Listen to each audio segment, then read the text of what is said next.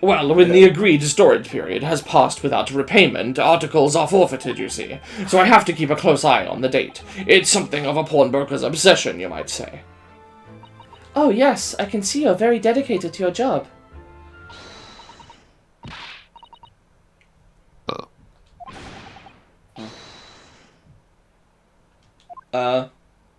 Is this happening right now? I guess. He was right here, though. I guess I did this in a weird order. Yeah. What? Only tuppence for it? That ain't fair and you know it. The article is barely worth a penny, miss. I cannot offer more. Sounds like Come on, that can't be right. Have you even had a proper butcher's at it? I've seen all I need to see, young girl. missed a line. Oh, did I? Oh, sorry. Sounds like there's some argument brewing over by the counter. Hey, don't we know... I'm sure I recognize her. Oh, yes, it's the young lady from Mr. McGilded's trial 2 months ago.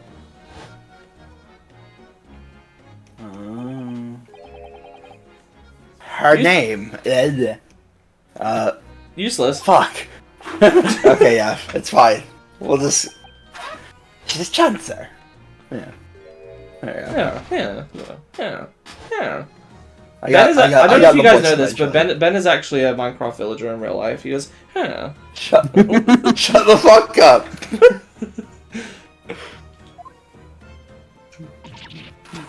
Gordon Bennett, you lot! That's not my name. Hello, Miss Lestrade. I hope you've been well. What, you remember me then, do ya? Well, I remember being completely surrounded by smoke, that's for sure. So, what are you doing in here? Down and out like the rest of us, nothing to eat. Come to put that black weasel, or sorry, coat, have ya? What is it about this black uniform that makes everyone comment on it? Good day. Unless I'm much mistaken, you would be the young pickpocket who stole our experimental smoke grenade launcher. Ah, Mr. Sholmes! So, you have something of value to pawn, do you? Allow me to see the article, and I shall negotiate with Mr. Windibank on your behalf. Pull the other one, I don't need no help for some stuck-up D. Get out of my business, go on, or I'll make trouble for ya. As you wish, Miss Lestrade. I will happily remove myself from your presence. He's really done it. He's gone.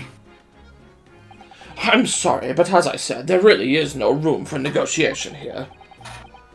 What's that thing he has in his hand? Some kind of metal disc. And you! Go on, leave me alone! Oh, Miss Lestrade, let's just pretend we aren't here. We shan't be offended in the slightest. This other son can really stand her ground when she wants to. Whatever. Press the wrong one. Pretend we aren't here while we're talking to you. Somehow, I didn't really think you were the sort of person who used a pawnbroker, Miss Lestrade. Yeah, well, I am, alright. I'm a Londoner, just like everyone else. That's a problem, is it? No, not at all. It's just that, well... Oh, I get it. I know what you're thinking. That thing probably don't even belong to her. Probably got on the dive, didn't she? Yeah, I can see it written all over your Chevy Chase. Well, I might have been thinking something along those lines. You're not going to deny it, Mr. Naruhodo? Alright then, I'm just going to come out and ask you straight. That You sounds pawn like things an to steal from- oxymoron. Yeah, sorry. Do you pawn things that you steal from other people? Well, did our best to answer that, really. Suppose. Sometimes. You're not going to deny it either, Miss Lestrade?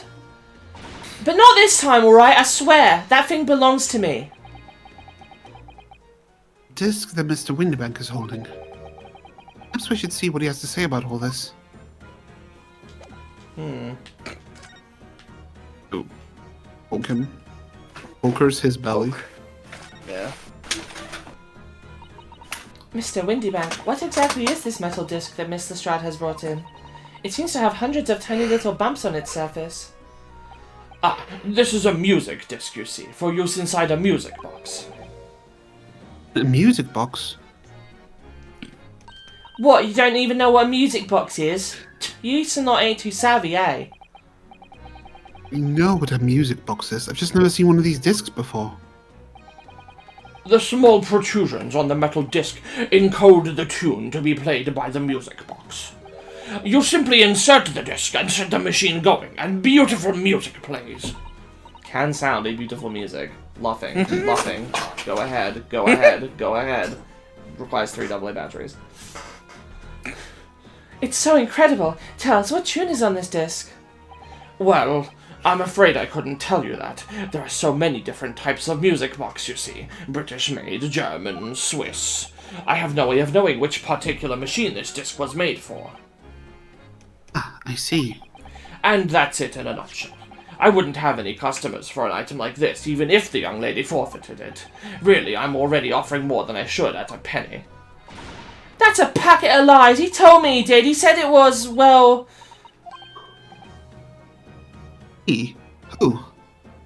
Never you mind. It just ain't right, that's all. That disc's worth good money. I know it is. Well then, you'll have to try your luck at another pawnbroker's, won't you? Ah!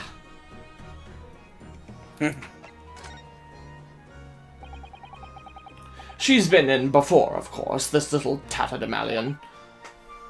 I see. And brought some dubious article or other with her every single time, I might add. Dubious? What are you trying to say? I'm an honest customer, me. Does that make this a dubious disc? God damn it. So, is there something dubious about the disc she brought in today?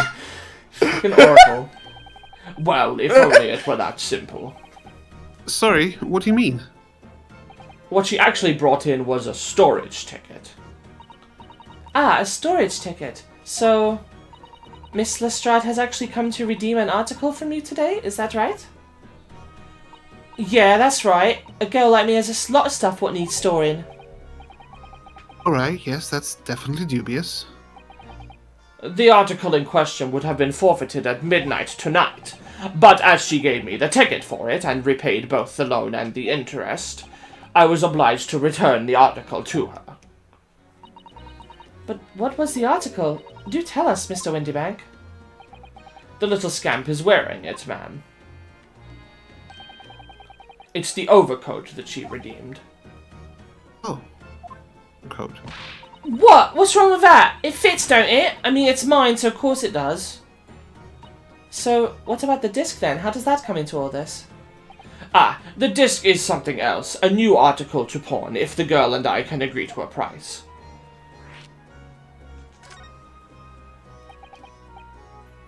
I'm confused. I thought you said that Miss Lestrade brought in a storage ticket today. It's really quite simple. Yes, the child brought me a storage ticket and the money owed on it, as you say. For this heavy black coat, which you returned to her care, as I'd understood it? That's right, yes, and rather unsurprisingly, as soon as the little ragamuffin put the thing on, she went rifling through the pockets. Oh, you mean... What? Don't you know it's rude to stare at a lady? Oh no, lady. Ah, I see. So it came from the pocket of the overcoat, did it? If you mean this disc, then yes, exactly, ma'am. And she immediately tried to pawn it. For quite a high price as well. This is all rather suspicious, I think. Give it up! I'm just trying to pawn something like anyone else would. Miss Lestrade, may I ask who deposited the overcoat here in the first place? Well, me. It doesn't really appear to be your size. Me old man! It's me old man's, ain't it? Is it, Miss Lestrade? Yes, this is definitely all rather suspicious.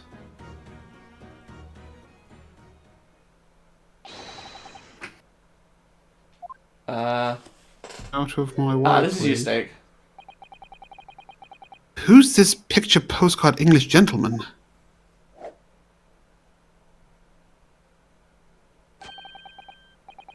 Good day to you, ladies, gentlemen. What's your problem, eh? There is no problem, as long as you remove yourself. I have a matter to discuss with the proprietor. And if you intend to make a problem of it, I shall see you outside, little girl, for the hiding you deserve. Look, ain't it obvious? I ain't done talking with him yet. If you think you're such a gent, you ought to know where to wait in line. Well, you are an impudent little brat, aren't you? As well as a pickpocket. Eh? Who are you? How do you know who I am? The question is, how do you not know who I am? You haven't the courtesy even to remember the faces of your victims, it seems. What? You mean from you? Oka, Yes, sir. I believe this filthy pocket thief has just redeemed an article from you, no? Yes.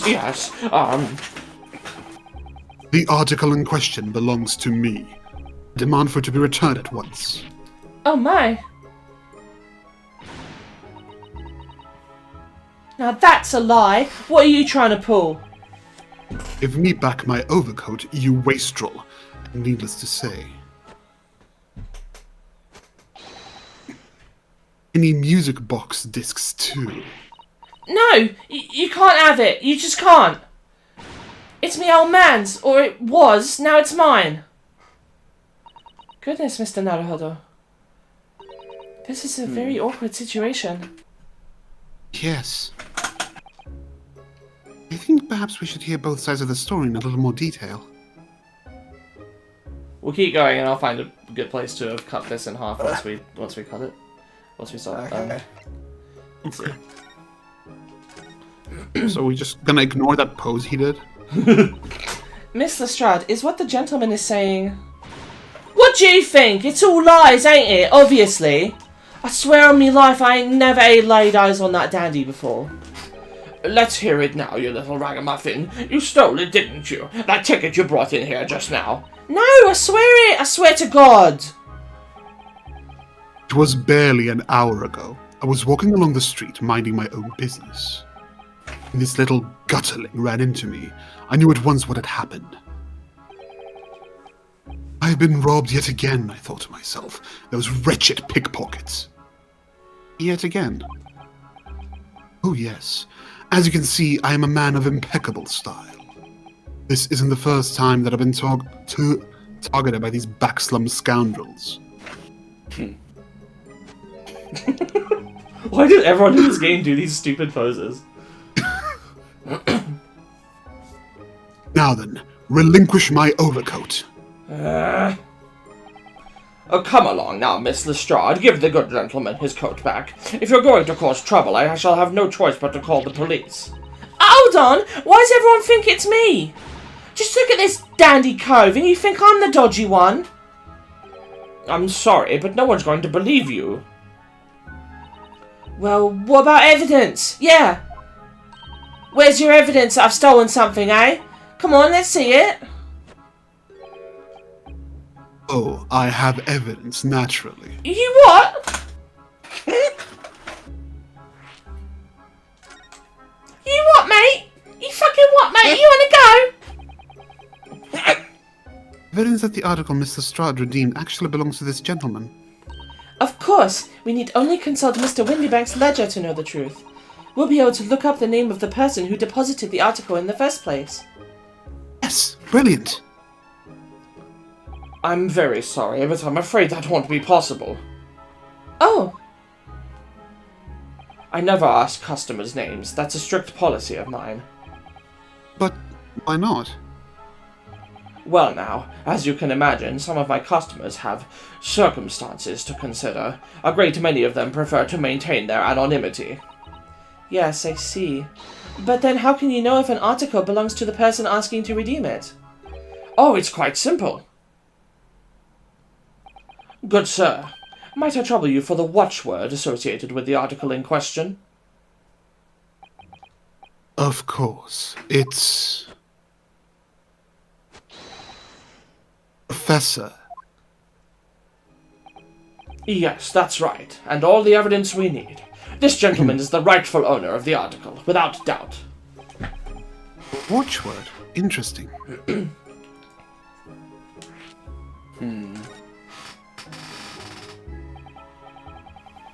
So, about these watchwords, Mr. Windibank.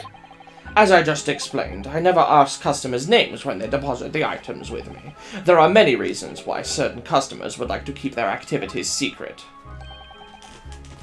That wasn't exactly a subtle glance at Mr. Sholmes now, was it? Great detectives have no dark secrets, none at all. Yes. How could you mistake him for someone else, though? Anyway, that's why I always ask for a watchword whenever I accept a new article. In many ways, it's like the secret combination of numbers used to unlock a vault. The date of deposit, a description, and a watchword uniquely identify each item. And of course, then I give the storage ticket to the customer. When someone comes to redeem something, I ask for the ticket and the watchword. If that someone tells you the correct watchword, you return the article. That's right, sir, yes, just as soon as the requisite fee is paid. And I have supplied you with the information you require already. But for the avoidance of doubt, the article in question is an overcoat, deposited 2 months ago on 15th February. With a watchword of Professor. All perfectly correct information, sir. But ow! Really, this is beyond a joke now. There is no further room for doubt.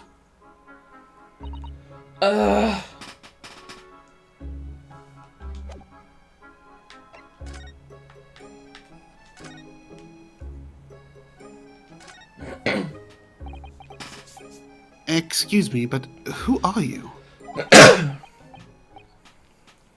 One would expect the Inquirer? Inquirer. The engineer. Introduce himself first. Though, clearly you're not British, so perhaps our ways are foreign to you. Oh, sorry. Yes, we're from the Empire of Japan. We're studying here. Oh yes, Japan. I've heard talk of the place.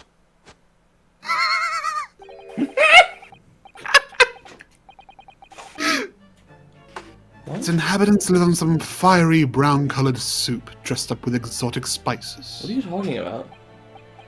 You might be thinking of somewhere else. And what was that theatrical gesticulation about? Perhaps. Anyway, if you are a gentleman, sir, you offer your own name first before inquiring after the name of another. Of course, yes. I'm Ryunosuke Naruhodo. I'm a lawyer. Well, a student of law, really. My name is Susato Mikotoba. I am Mr. Naruhodo's assistant. I see. My name is Benedict. Yes, Egg Benedict. Really? It was just Eggs Benedict in the Japanese version. Oh, Fantastic. Enchanté. So refined in how he holds himself and how he speaks, but that name is suspicious. Now, to the matter at hand.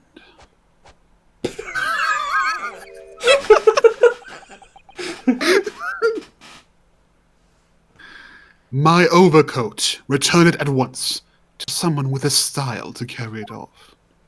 I love this guy. Every move he makes, every breath he takes, I can't stand watching him. Alright. Weird reference. That was a police reference. Yeah. So, let that be an end to the matter. And thank you for your custom, Mr. Eggert Benedict, sir.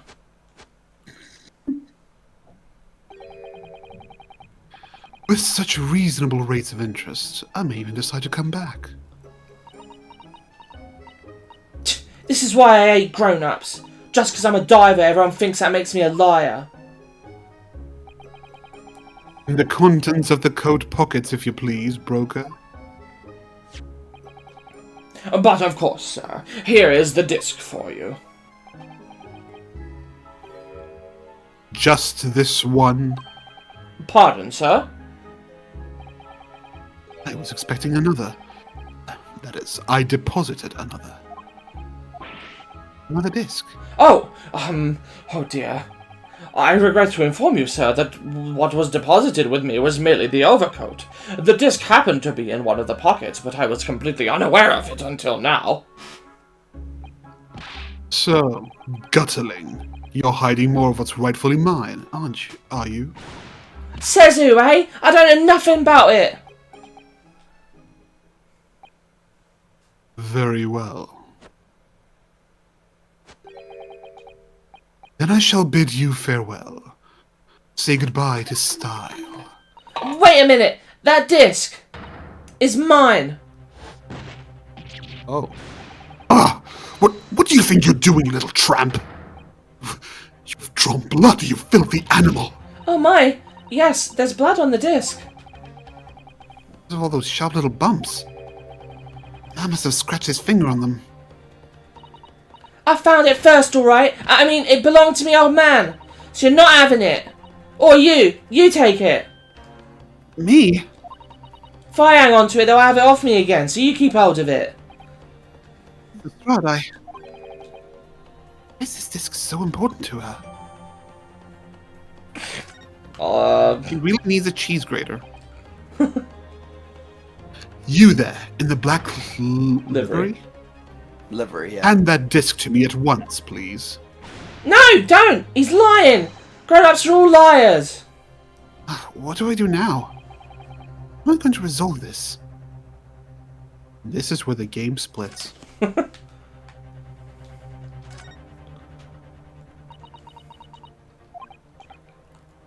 Wow, Mr. Strahd is really looking daggers at that mysterious gentleman. Need to do something to calm things down before she loses control and attacks him again.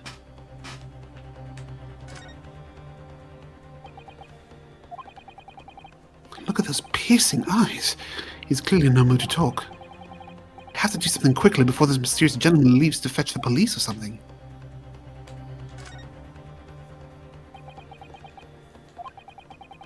Mr. Windibank is clearly at a loss here. I have to do something about this before he reaches for that revolver of his.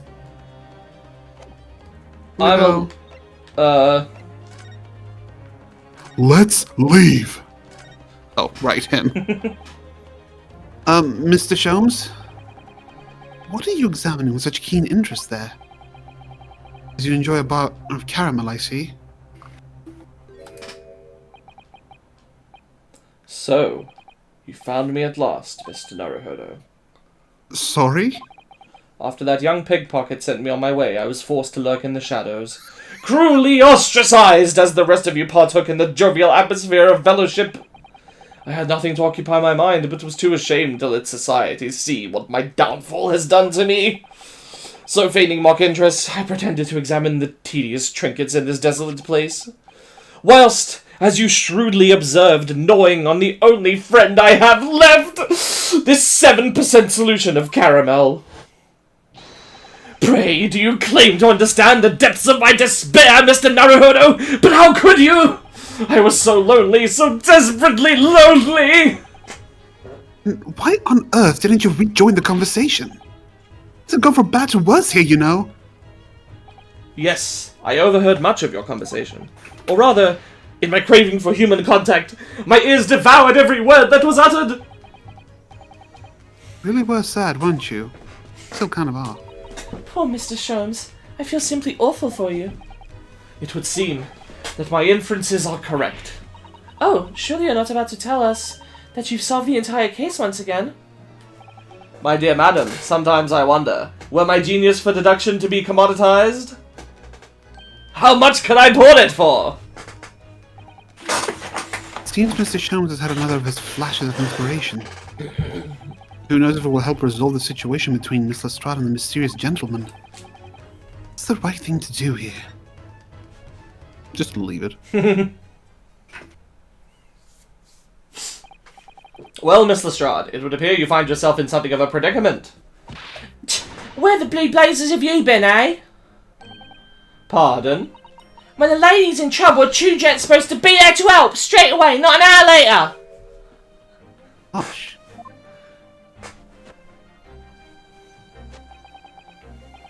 And who, pray tell, are you? Mr. Eggert Benedict, you have, in my eyes, a veritably encyclopedic array of curiosities about your person. Nevertheless, there are two irremovable conclusions I have drawn. I beg your pardon. The first is this. The true reason for your visit to this pawnbrokery today is something you have not yet revealed. And the second is this. A considerable crime is in contemplation, one you will orchestrate with intent to steal a vast sum of money. Well, Mr. Benedict, what say you to my deductions? How? He's turned as white as a hard-boiled egg. It would seem that once again, Mr. Shums has made a flawless deduction. Just who do you think you are, sir?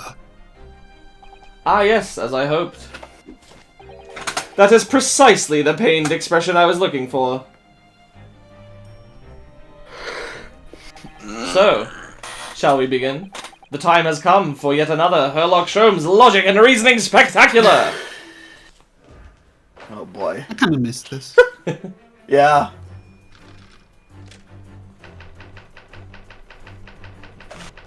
Mystery Man's aim. First of all, we must ask ourselves on what business you ventured to this pawnbrokery today. You claim to have followed this pickpocket here, having had the redemption ticket stolen from you on the street. But that is most certainly a lie. The real truth is something quite different. As revealed by that which you hold in your hand. Yes, what brought you to this shop in the first place is the staff recruitment flyer. The piece of paper in your hand is a staff wanted advertisement from this very shop. Yet even the most unobservant would soon realize that a man of your appearance has no need of such employ. In other words, there is some ulterior motive for your actions. The cane, which you unwittingly clutched to your person, exhibits an incontrovertible contradiction. What utter rot! I've had this cane for years. The contradiction of which I speak, of course, is the missing ferrule. The end of any walking cane would be terminated with a metal ferrule to protect the wooden tip. And yet, a detailed analysis shows the wooden tip of this stick to be utterly bare. Therefore, there is only one conclusion. The rod that you hold in your hand, which appears to be a walking cane, is in fact no cane at all. You recoil, sir. Is something wrong?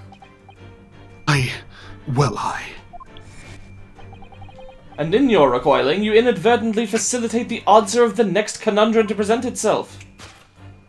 Namely, what is the truth behind this rod you bear? Maybe the clear letters AG? Yes, Yeah? your reaction betrays the truth. The handle, which you evidently would like to conceal, is the key to understanding this riddle, you see. From the moment I saw it, my suspicions were aroused. What walking cane demands such a stout handle, mused I. But, of course, as I said, this is no walking cane. No, that's rod. Is the broken handle of a shovel! What? Are you insane? And now, having determined this undeniable truth, the conclusion is clear. Your true motive for coming here was to take employment at this establishment in order to excavate the ground beneath the premises. What a calculated crime you have conceived, sir! A wickedly calculated crime. Motive? Well, some people just like tunnels. Yeah. I get. Oh, he's like a Byron? Now, Mr. Benedict, let us continue. For we must expose the details of this elaborate crime you have in the planning. This is utterly absurd. You suggest that I, a gentleman, intend to excavate the ground beneath this pawnbrokery with a broken shovel. What on earth do you propose I expect to find there? Lagging stream.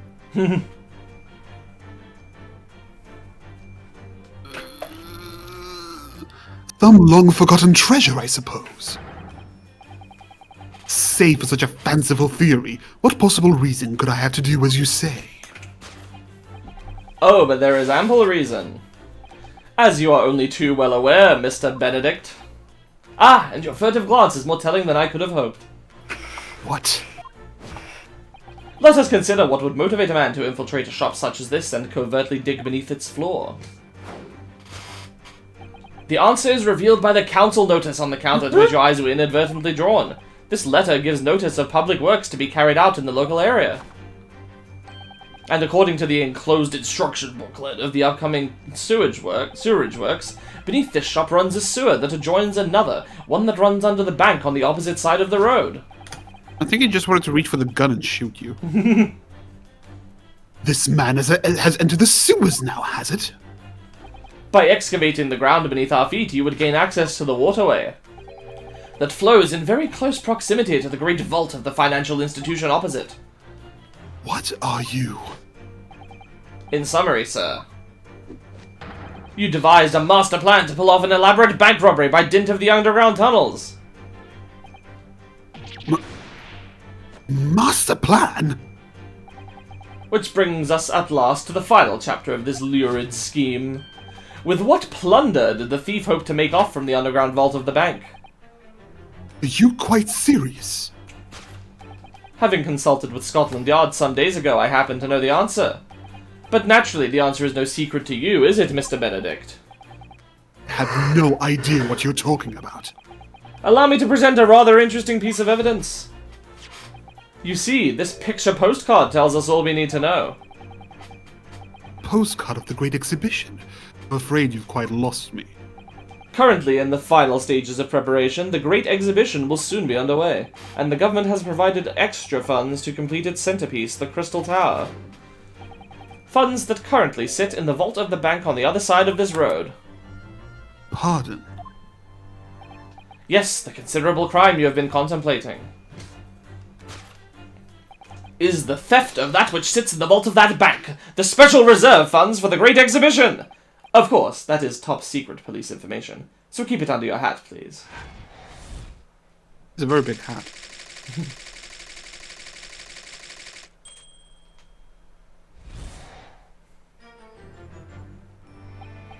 Thus concludes Herlock Sholmes' great deduction of this pawnbroking puzzle. Dig a hole, get some money. Dig a tunnel. Mr. Sholmes.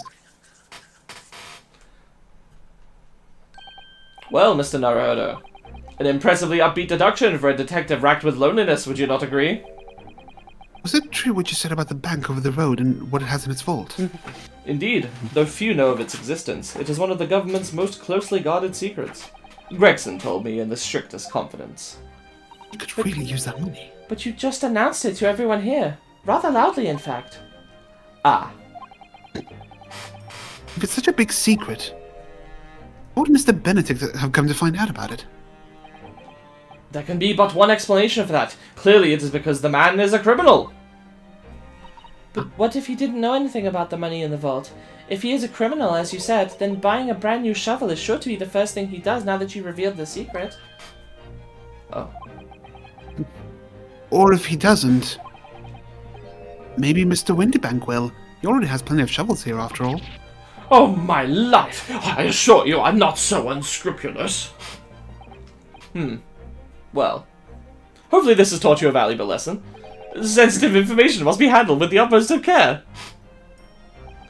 One can never be sure that someone privy to secrets won't disclose them, and once the word is out, it's out. Perhaps I'll think twice before confiding in you next time, Mr. Sholmes. An excellent idea, Mr. Naruhodo. An excellent idea! Well then, Mr. Naruhodo, you know what to do, I'm sure. Yes, let's listen to that great deduction again and see if we can massage it into shape. Very well then, let us start once more from the beginning. Of Herlock Sholmes' magnificent logic and reasoning spectacular!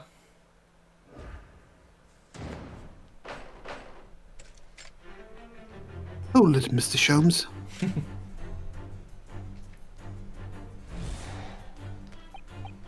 First, oh, yeah, blah blah blah.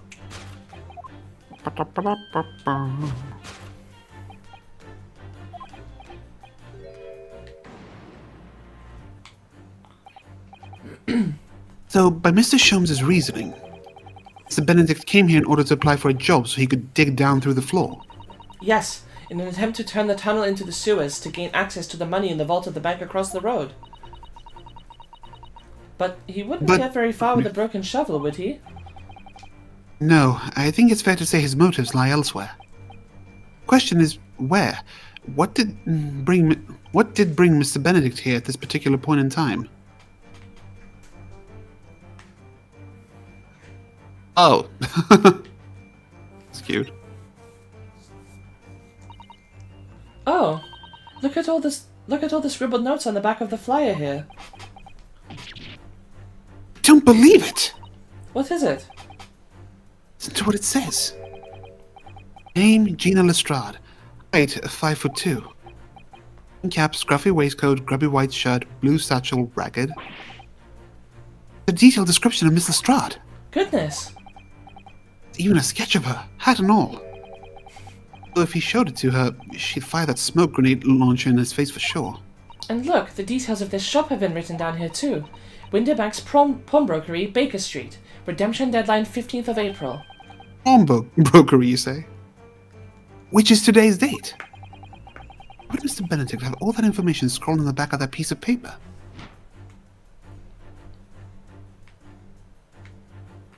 Present. Take that!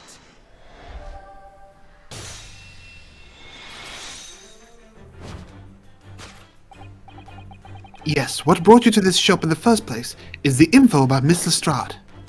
Quite so, my dear fellow. It would appear that the writing and sketch on the reverse of the flyer pertain to the pickpocket Miss Lestrade and to Mr. Windibank's pawnbrokery here. You originally told us you had merely given chase after Miss Lestrade stole the redemption ticket from you. But that, sir, is a thinly veiled lie. It is the information on the back of the flyer that led you here today, by which I mean here, to Windibank's pawnbrokery. Today, the redemption deadline of that overcoat. So you waited outside for the young girl matching the description you have written down to arrive. And you have gone to some lengths to hide the reason for your pursuit of Miss Lestrade. In other words, there is some ulterior motive for your actions. Yep, saw this part. Cane. Poor. What's a ferrule? It's the metal cap commonly found on the end of a cane, Mr. Naruhodo. Ah, the bit that makes the nice clacking sound on the pavement. Yes, exactly. And Mr. Shums is right. It appears to be missing on this cane. It doesn't actually look broken, does it? No, it doesn't. Though the gentleman certainly did recoil when Mr. Shums identified the cane as suspicious. In other words, some secret about the cane that Mr. Benedict would rather we didn't know.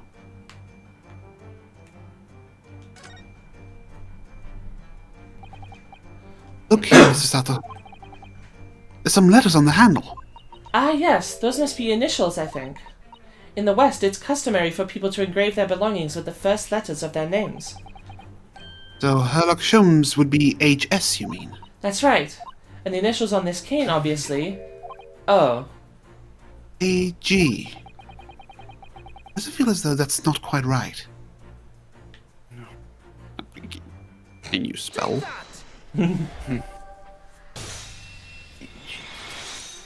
AG?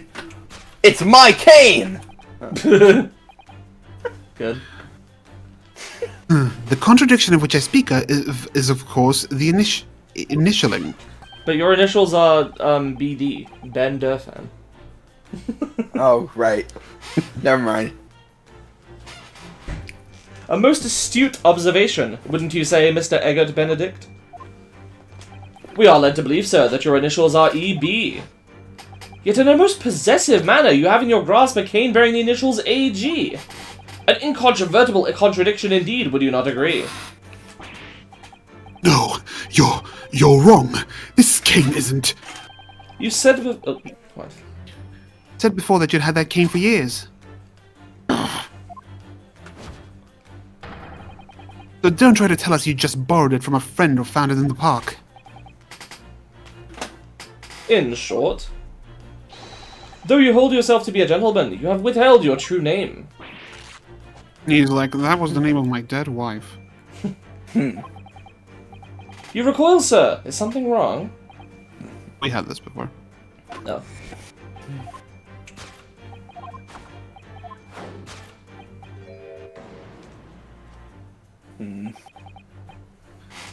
Let's consider the bare bones of what's happened here. Mr. Strahd redeemed that fine-looking overcoat. A mysterious man has appeared, introducing himself with a fake name, claiming that the overcoat belongs to him. But we know that he actually identified Mr. Strahd from a written description, which suggests that everything else he's told us is untrue. So what we need to do here, somehow prove that the overcoat cannot possibly belong to him. Oh. Do you read? Take that! Split seam. Yep.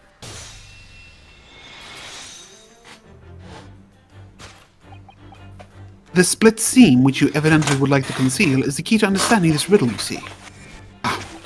Yes, because the overcoat is rather obviously a poor fit.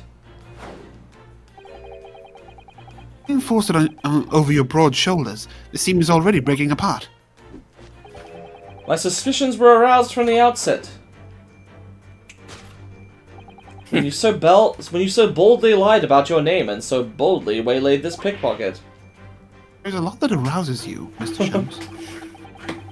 This catalogue of untruths has all been for one very specific purpose. To steal the article that the young girl redeemed from Mr. Windibank. Ah, even my recoiling is fabulous. But what really irks me is this. The considerable crime I initially imagined has been considerably curtailed. Abscond! Abscond. Abscond is an excellent word. Yes. Now, Mr. Benedict, let us continue. Blah, blah, blah, blah, blah.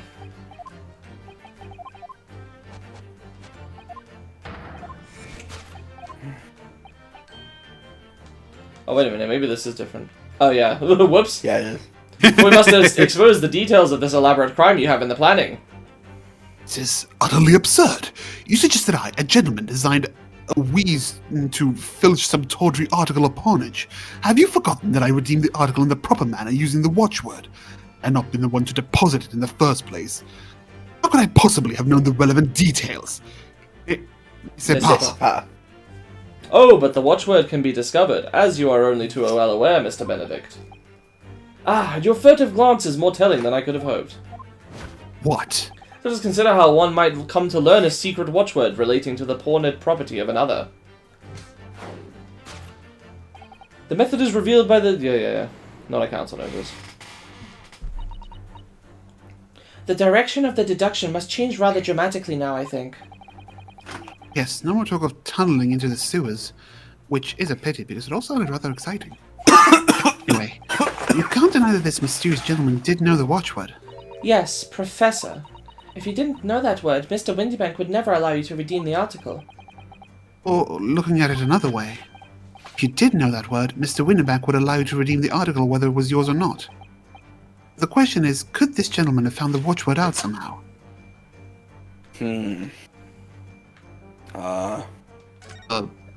Notelet. That's a word. Could this, Mr. Sato?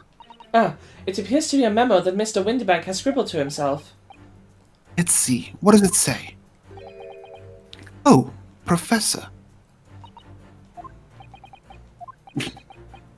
Mr. Windibank must make a note of the watchwords his customers give him right before their eyes. And in alarmingly clear script as well. Oh dear. I don't know where to look. Who knows what other secrets I might see? Take that!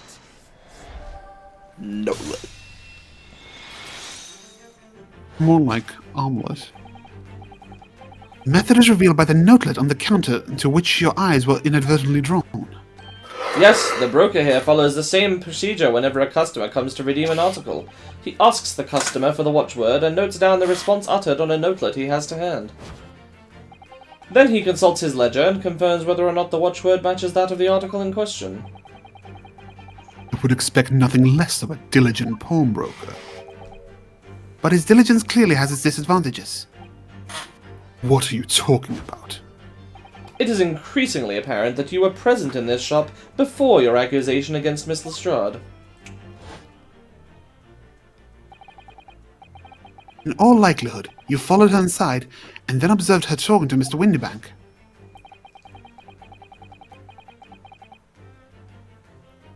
When the diligent broker made a note of the watchword, as is his common practice, you observed him writing the word professor... You observed him writing the word professor on the notelet beside the ledger. And that, sir, was the master plan you devised to steal the pawned article from the young Miss Lestrade. Master plan? Which brings us at last to the final chapter of this lurid scheme. Why would you go to such lengths to redeem that particular article from this pawnbroker? Are you quite serious? For an ill-fitting overcoat hardly seems to justify the effort, much less a worthless music box disc. But naturally you had very good reason to make them yours, didn't you, Mr. Benedict? I have no idea what you're talking about. Allow me to present a rather interesting piece of evidence. This full game's over. The articles we're talking about are the overcoat and the music box disc that was in one of the pockets. Which, according to Mr. Windibank, isn't even worth a penny. Yet this man went to such lengths to steal them. Why? I wonder if perhaps we already have the evidence we need to explain it, Mr. Naruhodo. Could we? Really? I better have a thorough look through all the evidence we've collected so far. The one piece of evidence. Oh. Oh, there's a little scrap of paper stuck onto the reverse side of the disc, look. And a scribbled word or two. It looks like somebody's name. For McGilded. McGilded? It couldn't be. But it is, Mr. Naruhodo. A name I shall never forget for as long as I live. Why? Why is his name on this? Ah. We got him. Actually, We got him, contains boys. his soul. Yeah, he's a lich.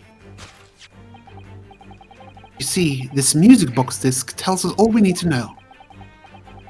What's that on the back? It reads, for McGilded. Waiting. Ah, Mr. Magnus McGilded. The unfortunate philanthropist who perished in curious circumstances at the Old Bailey 2 months ago. A prominent man in London, though his loan-mongering demonstrated a distinct lack of scruples. So, you're an associate of his, are you? Or perhaps a subordinate? Mr. McGilded was a man of unusually small stature. In fact, he was precisely the right size for that overcoat that you've squeezed yourself into. Your true identity remains shrouded in mystery, Mr. Eggert Benedict. But the final conclusion here is crystal clear. The reason you came to this pawnbrokery today...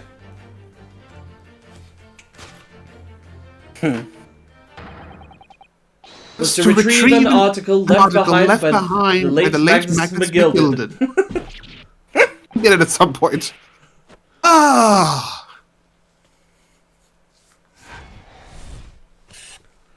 Maybe eventually. I was there for a second.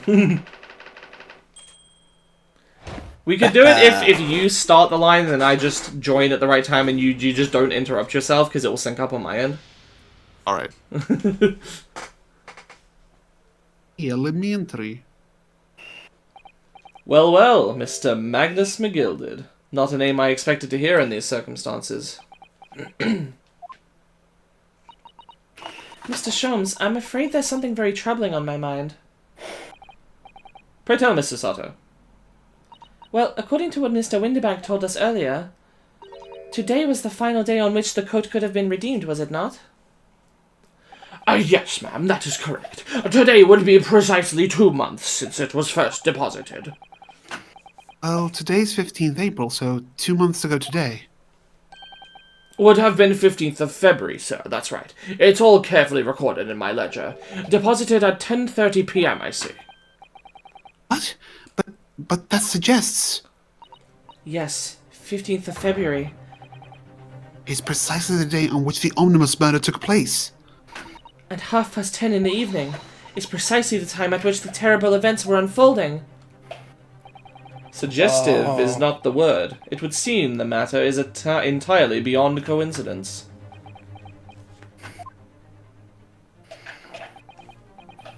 You are, of course, at liberty to make whatever outlandish deductions you choose. However,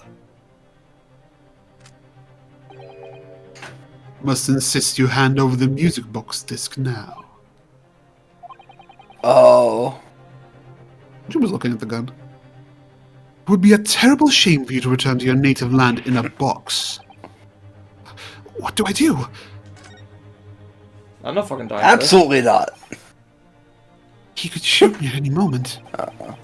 I hate to give in, but what other choice do I really have here? Hold it! Oh. Mr. Windibank! This is my shop! I can't allow any harm to come to my customers. If that were to happen, I should have to take my own life! Mr. Windibank, no! Alright, that's enough. Inspector Gregson. Inspector. That's right, Sunshine. The alarm was raised on one of our dedicated emergency lines. So we got here fast as we could. Now, what's all this about, eh? Oh, praise be! You're here at last! I was moments away from forfeiting my own life in my very own establishment.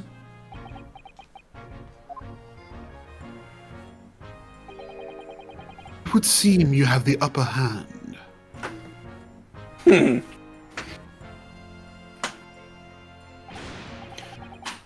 Right, you lot have some explaining to do. I appreciate being bothered with some petty argy-bargy. Petty? Mr. Windibank very nearly met with his end. Yeah, by his own gun as far as I can tell. Oh dear. The whole brain could meet with its end if I don't get to the bottom of the case I'm supposed to be working on. What? What on earth is the case, Inspector? Spare no detail, Gregson. I might have said a little too much. No matter. It's nothing to do with you lot. Anyway, sir, you're gonna have to come with me down to the station. I don't want to. But of course, Inspector. Ah! You're getting away! Get 'em, lads! Whistle the bee officer, too! Or, Sir!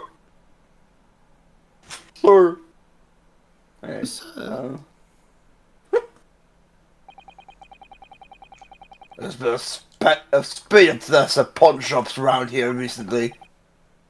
We've fitted emergency buttons underneath the counters for brokers to let us know when there's trouble.